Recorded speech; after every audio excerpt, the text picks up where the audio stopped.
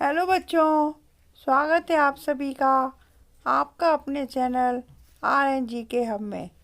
आज हम देखने वाले हैं 8th ग्रेड पुस्तिका भाषा भारती कक्षा 8 पाठ 3 मध्य प्रदेश की संगीत विरासत का संपूर्ण हल। तो आइए इस पाठ के क्वेश्चन आंसर हल करते हैं। और हाँ, यदि आप मेरे चैनल पर पहली बार आए हैं तो इस चैनल को सब्सक्राइब ज़रूर कर लीजिएगा। इससे आने वाले सभी वीडियो के नोटिफिकेशन आप तक पहुँचें। तो देखिए प्रश्न नंबर 1, बहुविकल्पीय प्रश्न। लेखक के किसे संजीवनी कहा है? लेखक ने किसे संजीवनी कहा है? आंसर है ए धन को, बी स्वास्थ्य को, सी संगीत को, डी विद्या को। उत्तर है इसका सी संगीत को। प्रश्न नंबर 2, प्रतिदिन शब्द में कौन सा समास है? ए तत्पुरुष, बी अव्ययी भाव, सी द्वंद्व, डी कर्मधारय। उत्तर बी अव्ययी भाव समास। प्रश्न नंबर 3, भारत रत्न लता मंगेशकर को स्वर कोकिला क्यों कहा जाता है? क्योंकि वे ऑप्शन ए अच्छी नृत्यांगना थी, सुरीली गायिका थी, वृक्ष चित्रकार थी और डी प्रसिद्ध लेखिका थी। उत्तर बी सुरीली गायिका थी। प्रश्न नंबर 4, संगीत का सामाजिक महत्व कब बढ़ता है? ऑप्शन ए धनिकों को प्रभावित करने पर, बी अधिकारियों को प्रसन्न करने पर, सी जनसाधारण को प्रभावित करने पर, डी निर्णायकों को प्रसन्न करने पर। उत्तर है सी जनसाधारण को प्रभावित करने पर।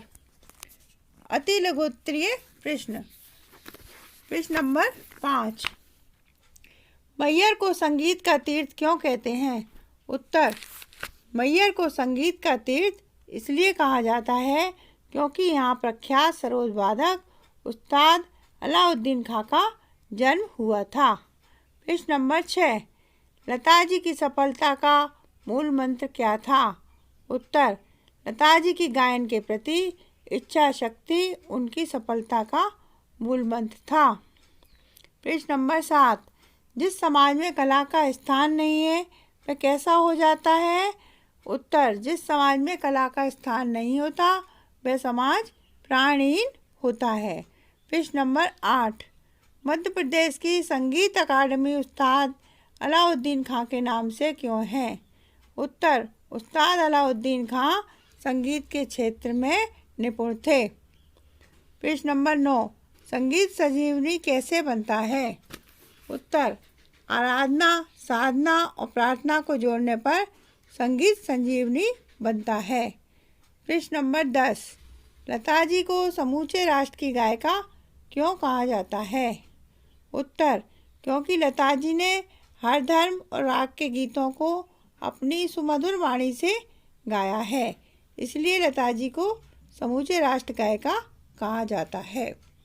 प्रश्न नंबर 11, देश कब धन्य हो जाता है?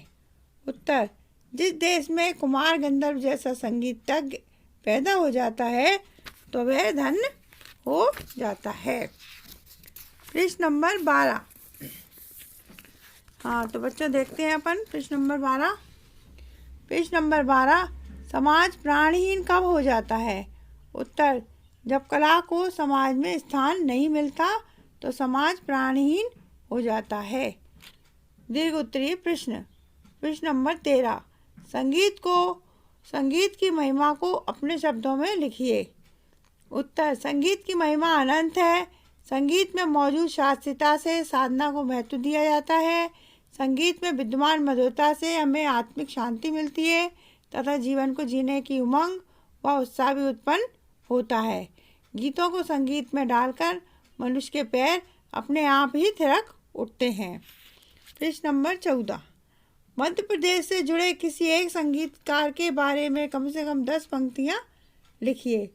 उत्तर तानसेन हिंदुस्तानी शास्त्रीय संगीत के एक महान ज्ञाता थे।